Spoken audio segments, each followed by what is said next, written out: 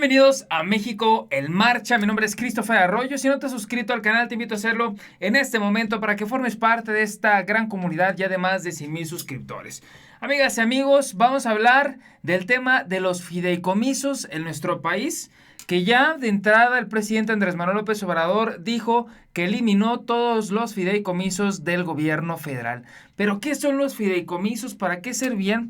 Nada más para que se den una idea, se está hablando de que el gobierno federal se va a ahorrar nada más y nada menos que 150,000 millones de pesos con esta eliminación de los fideicomisos.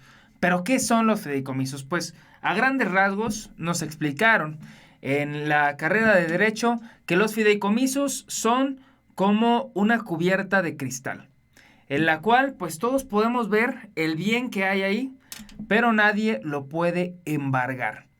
En otras palabras, esos son los fideicomisos normales, en donde tú entregas tu bien a un banco o a una entidad fiduciaria y ahora pasa a ser propiedad de ellos, pero tú decides sobre ese bien. Es decir, tú lo puedes administrar, tú puedes hacer con él lo que quieras. Lo mismo pasa en los fideicomisos públicos. Hay gente que puso los bienes del Estado en un banco o en una entidad fiduciaria y hizo con ellos lo que quiso. Los mexicanos sabíamos que eran de nosotros, pero quienes realmente los administraban hacían un negociazo. Vamos a ver de quién se trata, quién es la mente maestra detrás de estos fideicomisos que hizo lo que quiso con los recursos de los mexicanos y que durante mucho tiempo se enriqueció a costillas de un pueblo con 41 millones de pobres como es el de nosotros.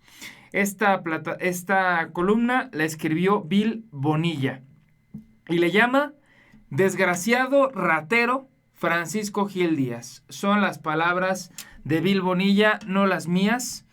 Todo esto, por supuesto, tiene un sustento jurídico, tiene un sustento legal de lo que se está hablando al respecto de los fideicomisos. Y el tema es que esta persona nos está compartiendo que la mente maestra detrás de todo esto fue Francisco Gil Díaz, quien se enriqueció a costillas de los mexicanos. Resguardados bajo el secreto fiduciario, los fideicomisos mantenidos con recursos públicos han sido históricamente un instrumento financiero impune para manipular y desviar el dinero del erario, sin que la población se entere por la falta de transparencia en su operación. Los mexicanos no sabíamos cuánto dinero público ahí se guardaba, cómo y quién operaba esos fideicomisos y mucho menos en qué se gastaban dichos recursos. Déjenme decirles que el secreto fiduciario es que nadie puede decir quiénes o cuántos bienes están dentro de ese fideicomiso. Ahora sí que es como un costal que ni el que lo carga sabe lo que lleva dentro. En otras palabras, para que me puedan entender, se trata de cientos fideicomisos creados en administraciones pasadas, como uno de los peores actos de impunidad y corrupción de gobiernos panistas y priistas, los cuales encontraron ese modelo financiero la forma de desviar cientos de miles de millones de pesos de dinero público sin rendir cuentas a nadie, porque dichos fondos eran gastados discrecionalmente, es decir, como a ellos les daba la maldita gana. Pero ese despilfarro de recursos públicos parece haber llegado a su fin, pues lo que no pudieron o no quisieron hacer los exmandatarios Carlos Salinas, Zedillo, Fox, Calderón, Peña, porque ahí se servían impunemente, el presidente López Obrador ya lo ordenó.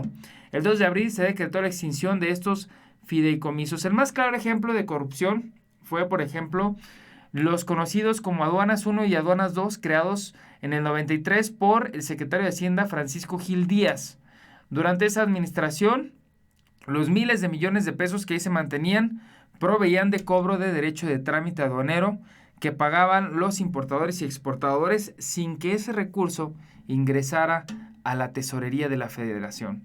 O sea que, en otras palabras, aquel hombre podía decidir al respecto de todos esos impuestos. Imagínense nada más, la aduana, para que me entiendan, es la agencia mexicana que recibe todas las mercancías del extranjero. Es decir, imagínense cuánto cuánto se genera en una aduana por impuestos, y todo ese dinero que generaba la aduana no llegaba a la tesorería de la Federación, llegaba a un fideicomiso. Y un fideicomiso opaco que era dirigido en aquel entonces por esta persona, Francisco Gil Díaz, durante la administración de Salinas de Gortari.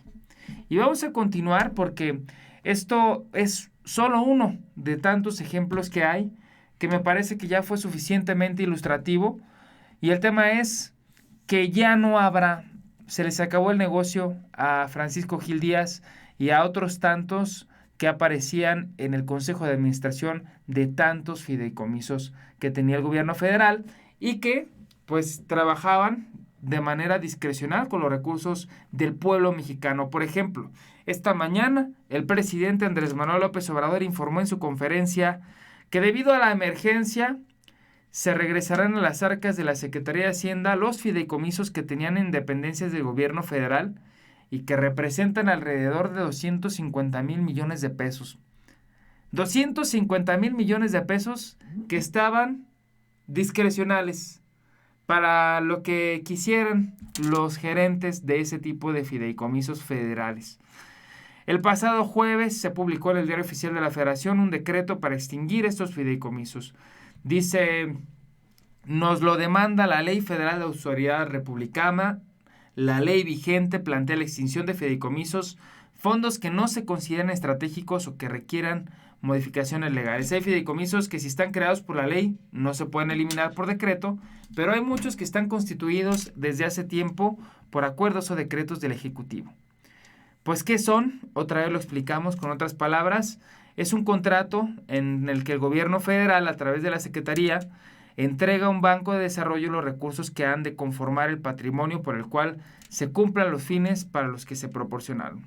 Es decir, se construye una entidad auxiliar al gobierno federal en las que las atribuciones del Estado tengan como objetivo impulsar las áreas de desarrollo. ¿Cuáles son las áreas de desarrollo?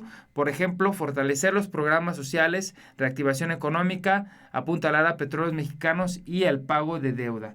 ¿Qué fideicomisos quedaron excluidos? O sea, ¿qué fideicomisos siguen? Pues todos los que se crearon mediante la ley. Hay que recordar que tenemos en nuestro país la separación de poderes total, que todo lo que genera el Poder Ejecutivo lo puede eliminar. Si fueron creados por ley, los generó el Poder Legislativo y el Poder Ejecutivo no lo puede eliminar, a menos que presente una iniciativa de ley para eliminar esos fideicomisos. Sin embargo, esto no sucedió así.